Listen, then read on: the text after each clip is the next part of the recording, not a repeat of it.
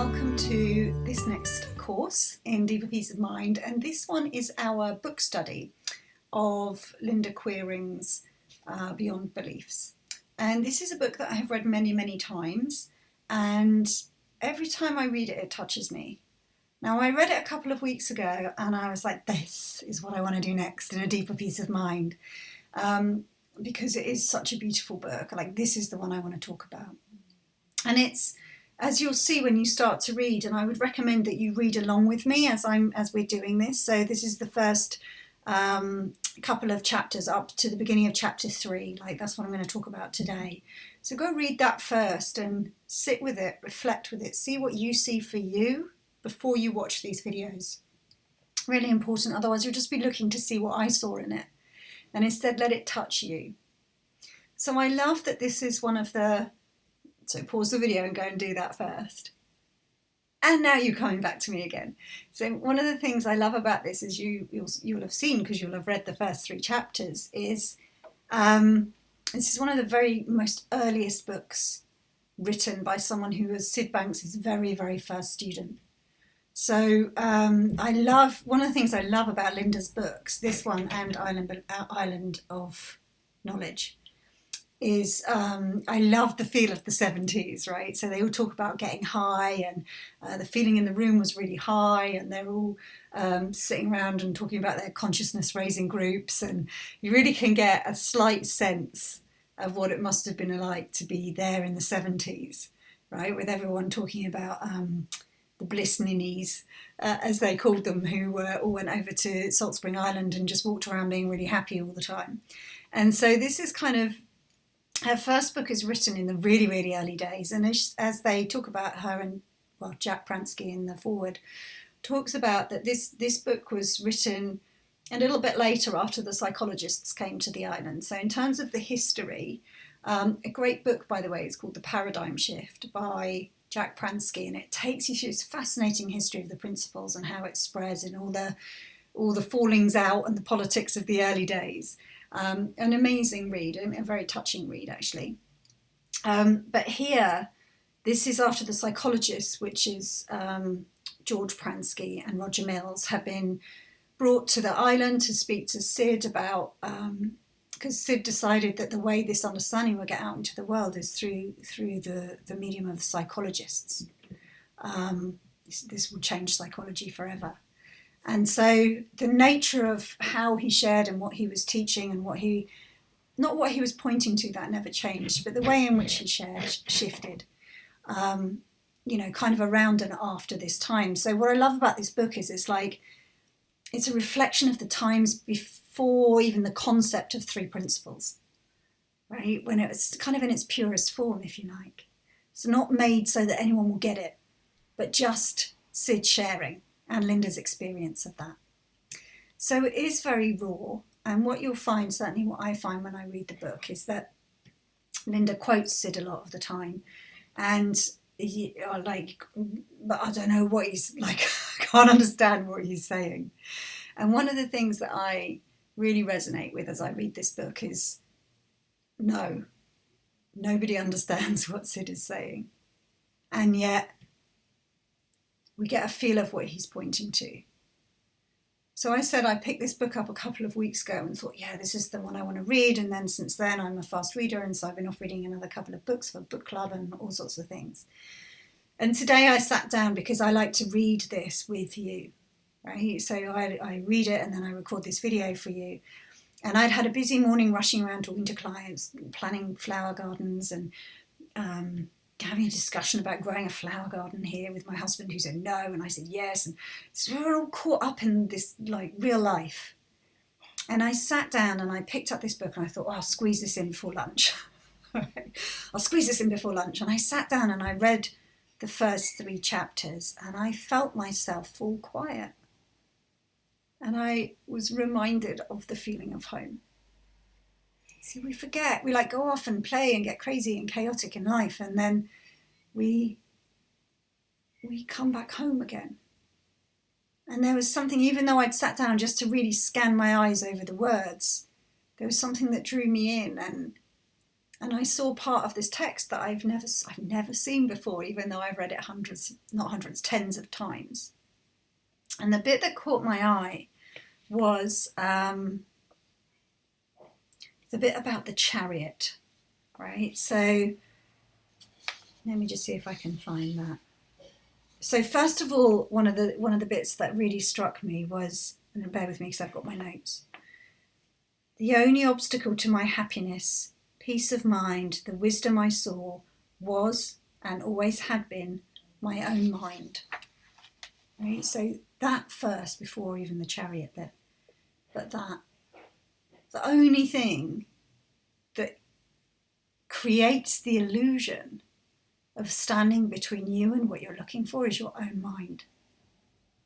You can't blame your parents. You can't blame your past. You can't blame your work. You can't blame your clients. You can't blame your COVID. You can't blame anything. This is not coming from outside of you.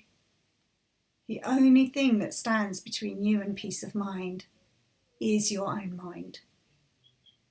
And that's so helpful because you're like, why is that helpful, Nick? Now I've got to figure out how to stop my own mind getting in my own way, and it gets very confusing. But the reason it's helpful is because it stops you looking for the solution in a place where it isn't. We so easily fall into the idea of, if I could just have a flower garden, if I could just persuade him to see my point of view on this, if I could just have a more relaxing work, if I could just, if coronavirus would just, if the lockdown would just lift, and we look to try and change the world outside of ourselves so that we can be okay. I know I've said this a million times, but this reminder that no is so simple. The only thing is your mind that's getting in the way. It's not your relatives, it's not your kids, it's not your partner, nothing. Like if you were to sit down and someone said, like, really, what do you think is causing you to be stressed out right now? You would have a list of things you'd write on your paper and every one of them would be wrong. We fall for it over and over and over again. And that simple statement, there's only one place to look, and it's in the settling down of our own mind. And sometimes that's really uncomfortable to look like, when it looks like if it wasn't for them, I would be all right. And it's not true. So we can get quite defensive about holding on to our own things outside of us we think are causing us stress. But if you're willing to let that go, if you're willing to have the humility to know that you're wrong, even when it really, really looks like it, my God, it looks like if I had a bigger flower garden, I'd be happy. I know I'm wrong, right? It's my own mind that's getting in the way of that. So it's not that I need to change my thinking. I'm going to use the flower garden because it's a stupid one, right? But make it relevant to your circumstances. But it's not that I need to now switch my mind off and not want a flower garden and then I'll be happy. It's that what I see is that every time my mind settles,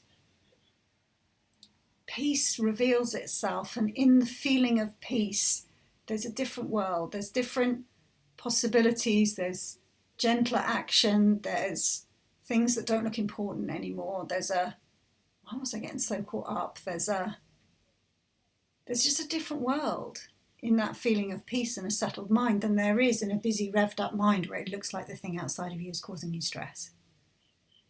It's just different. It's just a different world. It's a wiser world. It's a healthier world. It's a more settled world. When we see the only thing that ever makes a difference, so when my mind settles, this is going to look different.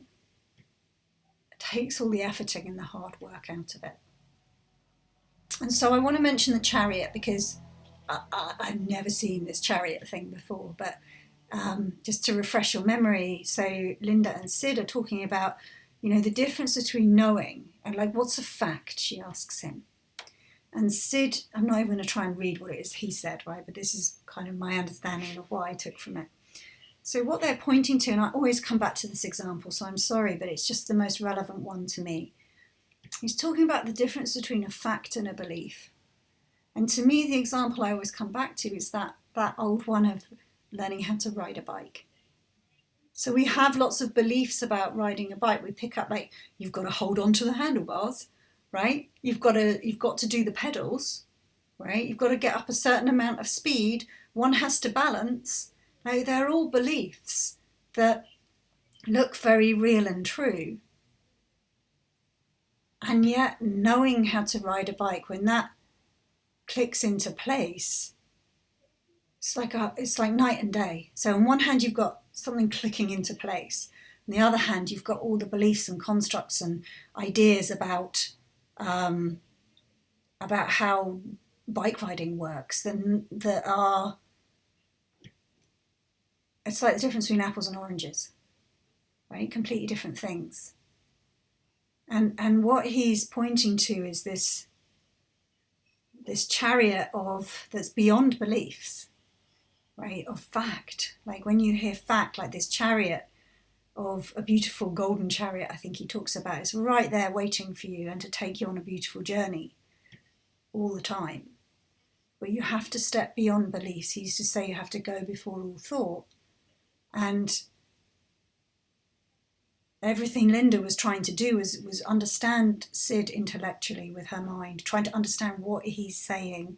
What is he saying about this? And I love it because he says even though the mind is a belief, like the personal mind is a belief. When you go before thought, not even personal mind, right? Just divine universal mind, that's before anything and everything.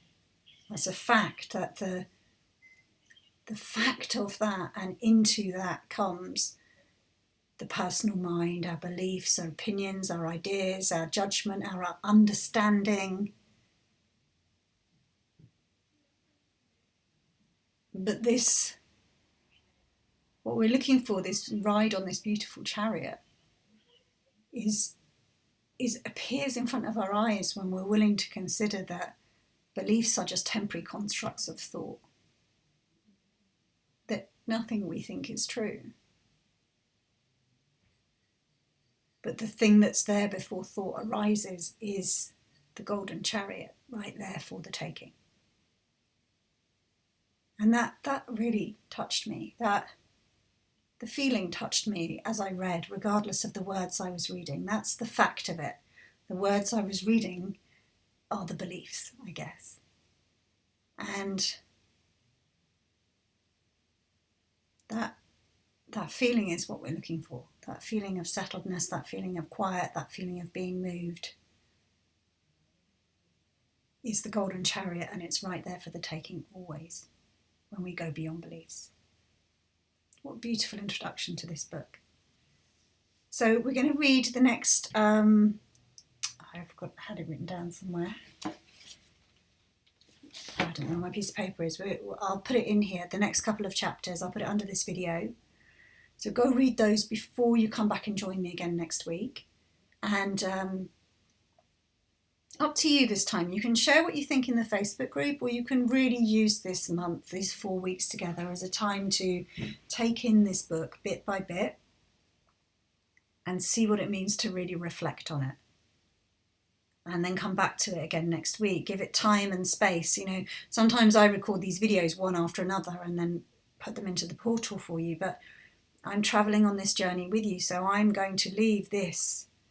I haven't read any further in the book. I'm going to leave this and come back to it in a week from now and hit record and start fresh and see what's there.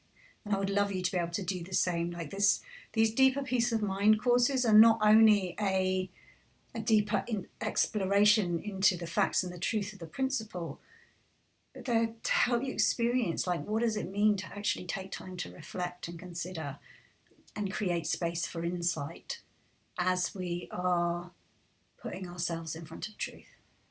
And so I'm right there with you, doing it with you this time. All right, so you can share in the Facebook group or you can keep it to yourself. Totally up to you. All right, I'll see you next week. Take care.